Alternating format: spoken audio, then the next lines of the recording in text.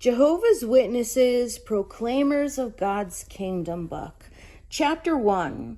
Why should Jehovah have witnesses? Jehovah's Witnesses are known worldwide for their persistence in talking to people everywhere about Jehovah God and his kingdom. They also have the reputation of being a people who hold to their beliefs despite all manner of opposition, even death. The principal victims of religious persecution in the United States in the 20th century were the Jehovah's Witnesses, says the book The Court and the Constitution by Archibald Cox, 1987. Jehovah's Witnesses have been harassed and persecuted by governments the world over, states Tony Hodges. In Nazi Germany, they were rounded up and sent to concentration camps. During the Second World War, the Watchtower Society was banned in Australia and Canada. Now in the 1970s, the Jehovah's Witnesses are being hounded in Africa. Jehovah's Witnesses in Africa, 1985 edition. Why the persecution? What is the objective of the preaching? Have Jehovah's Witnesses really been commissioned by God? Why would Jehovah have witnesses anyway? And imperfect witnesses at that? The answers have to do with issues being tried in a universal court case, by far the most crucial case ever to be argued. We must examine these issues in order to understand why Jehovah has witnesses and why these witnesses are willing to endure even the most intense opposition.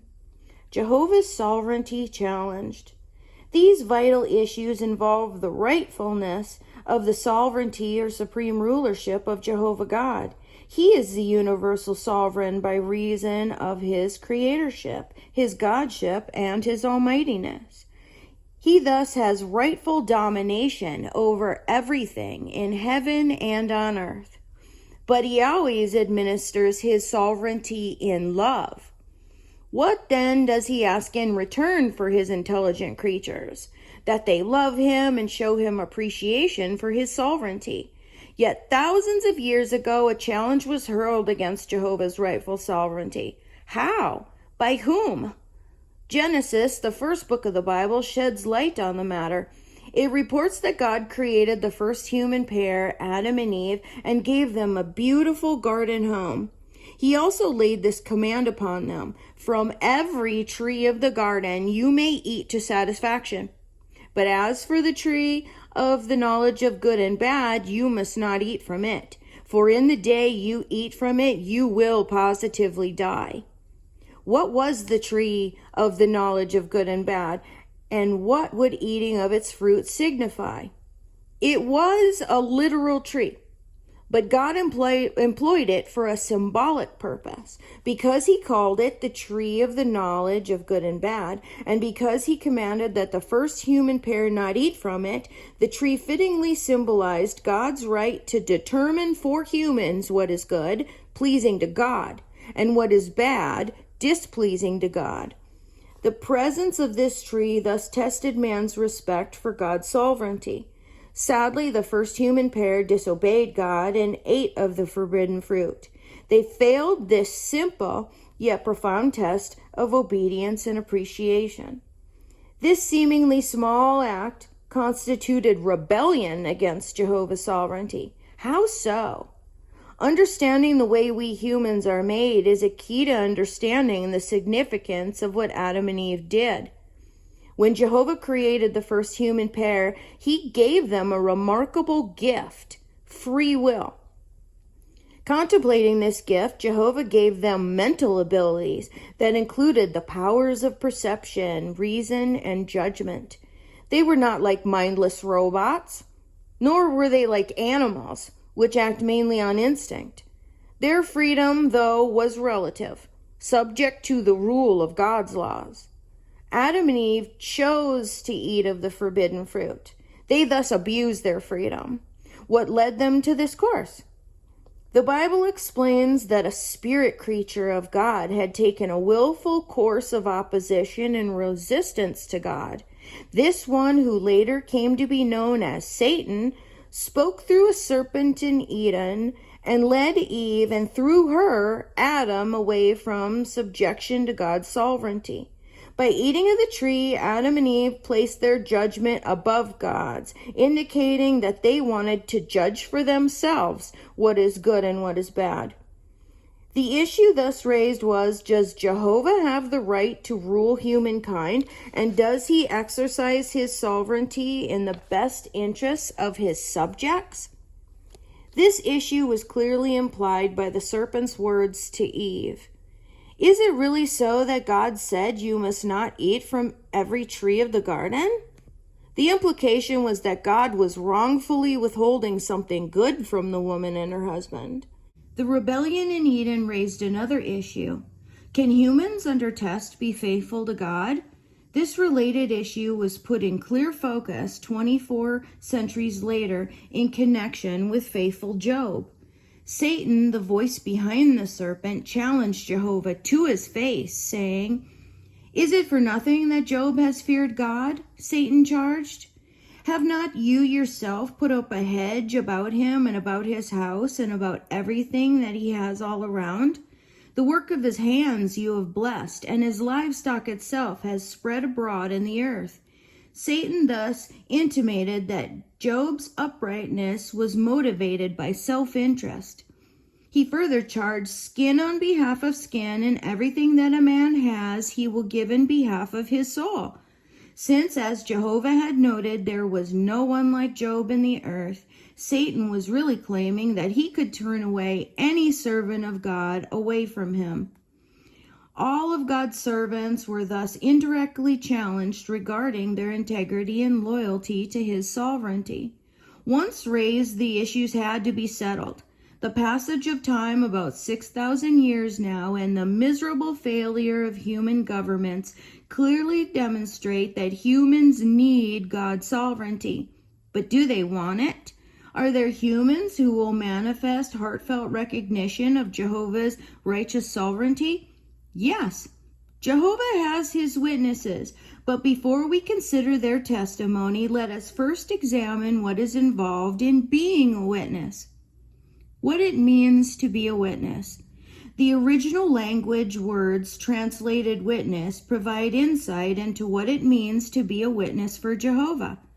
In the Hebrew scriptures, the noun rendered witness, edda, is derived from a verb, ud, meaning return or repeat, do again. Regarding the noun edda, the theological workbook of the Old Testament says, a witness is one who by reiteration emphatically affirms his testimony. The word edda is at home in the language of the court. A comprehensive etymological dictionary of the Hebrew language for readers in English adds, the original meaning of the verb ud probably was, he said repeatedly and forcefully. In the Christian Greek scriptures, the Greek words rendered witness, martyrs, and bear witness, martyrio, also had a legal connotation, although in time they took on a broader meaning. According to the Theological Dictionary of the New Testament, the concept of witness is used both in the sense of witness to ascertainable facts and also in that of witness to truth, i.e., the making known and confessing of convictions. So, a witness relates facts from direct personal knowledge, or he proclaims views or truths of which he is convinced. The faithful course of first-century Christians carried the meaning of witness a step farther. Many of those early Christians witnessed under persecution in the face of death. As a result, by about the 2nd century CE, the Greek word for witness, martyrs, from which is also derived the word martyr, acquired the meaning that applied to persons who were willing to seal the seriousness of their witness or confession by death. They were not called witnesses because they died. They died because they were loyal witnesses. Who then were the early witnesses of Jehovah? who were willing to proclaim repeatedly and forcefully in words and by the way they lived that Jehovah is the rightful, worthy sovereign, who were willing to maintain integrity to God even to death. Early witnesses of Jehovah. The Apostle Paul says, "We have so great a cloud detonating a cloud mass of witnesses surrounding us." This cloud mass of witnesses began forming shortly after rebellion against God's sovereignty in Eden. At Hebrews 11:4, Paul identifies Abel as the first witness of Jehovah, saying, "By faith Abel offered God a sacrifice of greater worth than Cain, through which faith he had witness borne to him that he was righteous."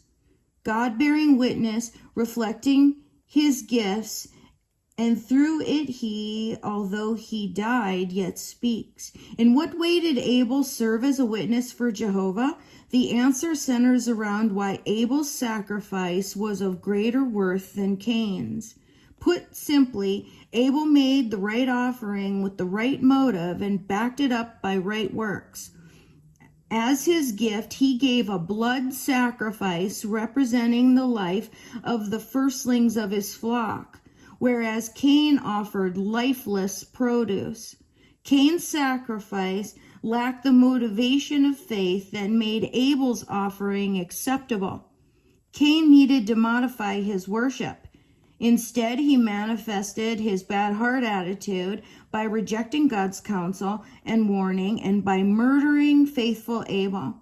Abel displayed the faith that his parents lacked. By his faithful course, he made known his conviction that Jehovah's sovereignty is righteous and worthy.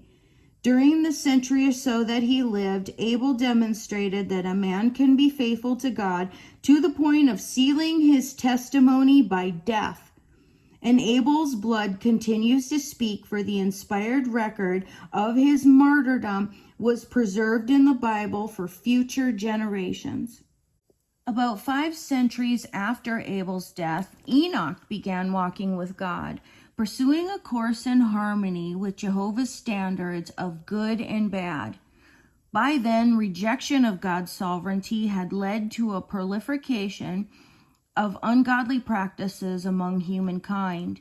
Enoch was convinced that the supreme sovereign would act against ungodly persons, and God's Spirit moved him to proclaim their future destruction.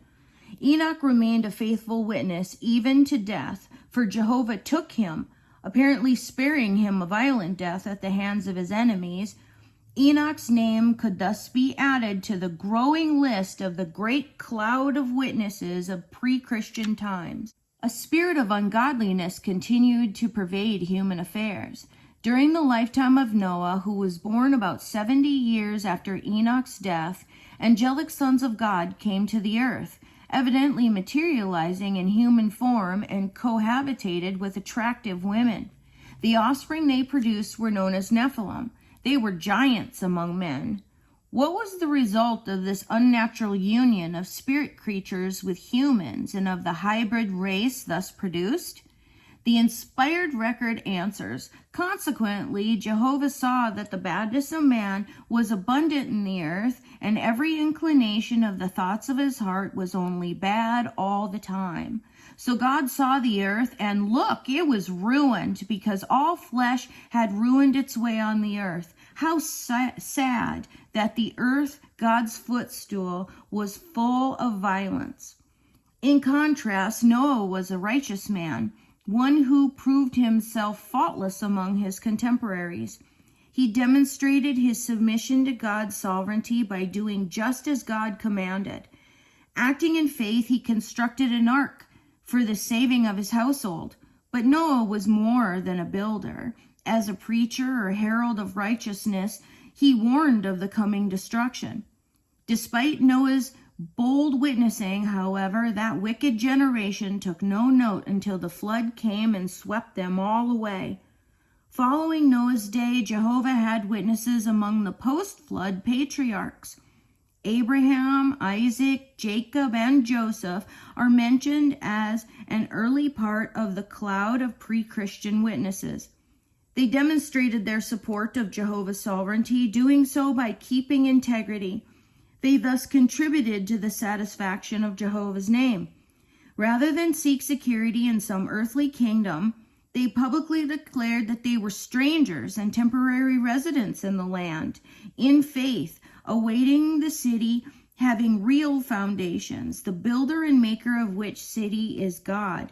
They accepted Jehovah as their ruler, anchoring their hope in the promised heavenly kingdom as an expression of his rightful sovereignty. In the 16th century BCE, Abraham's descendants were slaves needing deliverance from Egyptian bondage. It was then that Moses and his brother Aaron became key figures in the battle of the gods. They appeared before Pharaoh and delivered Jehovah's ultimatum: "Send my people away." But proud Pharaoh hardened his heart. He did not want to lose a great nation of slave workers. "Who is Jehovah?" he replied, "so that I should obey his voice and send Israel away? I do not know Jehovah at all, and what is more, I am not going to send Israel away." By that disdainful response, Pharaoh, who was believed to be a living God himself, refused to recognize Jehovah's godship. In the issue of godship having been raised, Jehovah now proceeded to prove that he is the true God. Pharaoh, through his magic practicing priests, summoned the combined power of the gods of Egypt in defiance of Jehovah's power. But Jehovah sent 10 plagues, each announced by Moses and Aaron, to demonstrate his dominion over earth's elements and creatures, as well as his supremacy over Egypt's gods. Following the 10th plague, Jehovah brought Israel out of Egypt by a strong hand. It took much courage and faith for Moses, the meekest of all men, to appear before Pharaoh, not once, but many times. Moses, however, never watered down the message that Jehovah commanded him to deliver to Pharaoh. Not even the threat of death could silence his testimony. Moses was a witness in the true sense of the word. He testified repeatedly and forcefully to the godship of Jehovah. Following that defiance from Egypt in 1513 BCE, Moses wrote the book of Genesis. Thus began a new era, the era of Bible writing. Since Moses evidently wrote the book of Job, he had some discernment of the issue between God and Satan. But as Bible writing progressed, the issues involving God's sovereignty and man's integrity would be put clearly on the record. Thus, all concerned could gain full knowledge of the great issues involved. Meanwhile, in 1513 BCE, Jehovah laid the groundwork for producing a nation of witnesses. A nation of witnesses. In the 3rd month after their leaving Egypt, Jehovah brought the Israelites into an exclusive covenant relationship with him, making them his special property. Through Moses, he now dealt with them as a nation, giving them a theocratic government founded on the law covenant as their national constitution. They were Jehovah's chosen people, organized to represent him as their sovereign Lord. However, in the centuries that followed, the nation did not always acknowledge Jehovah's sovereignty. After becoming settled in the Promised Land, Israel at times fell away to worshiping the demonistic gods of the nations. Because of their failure to obey him as rightful sovereign, Jehovah allowed them to be plundered, and thus it appeared that the gods of the nations were stronger than Jehovah. But in the 8th century BCE, Jehovah openly challenged the gods of the nations in order to clear up that misimpression and settle the question, who is the true God? Through the prophet Isaiah, Jehovah issued the challenge. Who is there among them, the gods of the nations, that can tell this, prophesy accurately? Or can they cause us to hear even the first things, that is, things in advance? Let them as gods furnish their witnesses, that they may be declared righteous. Or let them, the peoples of the nations, hear and say, it is the truth. Yes, let the gods of the nations furnish witnesses who could testify regarding the prophecy of their gods. It is the truth, but none of such gods could produce true witnesses to their godship. Jehovah made clear to Israel their responsibility in settling the question, who is the true God? He said, you are my witnesses, even my servant whom I have chosen, in order that you may know and have faith in me, and that you may understand that I am the same one. Before me there was no God formed, and after me there continued to be none. I am Jehovah, and besides me there is no Savior. I myself have told forth and have saved, and have caused it to be heard, when there was among you no strange God. You are my witnesses, and I am God. So Jehovah's people, Israel, constituted a nation of witnesses. They could emphatically confirm Jehovah's rightful, worthy sovereignty. On the basis of their past experiences, they could proclaim with conviction that Jehovah is the great deliverer of his people and the God of true prophecy. Witnessing concerning the Messiah. Despite the abundant testimony of that cloud mass of pre-Christian witnesses, God's side of the issues was not completely settled. Why not? Because at God's own appointed time, after it had been clearly demonstrated that humans need Jehovah's rulership and that they cannot rule successfully on their own, Jehovah must execute judgment upon all who refuse to respect his rightful authority. Furthermore, the issues raised reach far beyond the human sphere. Since an angel had rebelled in Eden, the question of integrity to God's sovereignty reached up to and involved God's heavenly creatures. Hence, Jehovah proposed for a spirit son to come to the earth, where Satan would have full opportunity to put him to the test. That spirit son would be given the opportunity to settle in a perfect way the question, will anyone be faithful to God under whatever trial may be brought against him? Having thus proved his loyalty, this Son of God would be empowered as Jehovah's great vindicator, who would destroy the wicked and fully accomplish God's original purpose regarding the earth. But how would this one be identified? In Eden, Jehovah had promised a seed that would bruise the serpent-like adversary in the head and vindicate God's sovereignty. Through the Hebrew prophets, Jehovah provided many details about the messianic seed, his background and activities, even the time he would appear. By the middle of the 5th century BCE, with the completion of the Hebrew scriptures, the prophecies were in place, waiting for the arrival of the Messiah to fulfill them.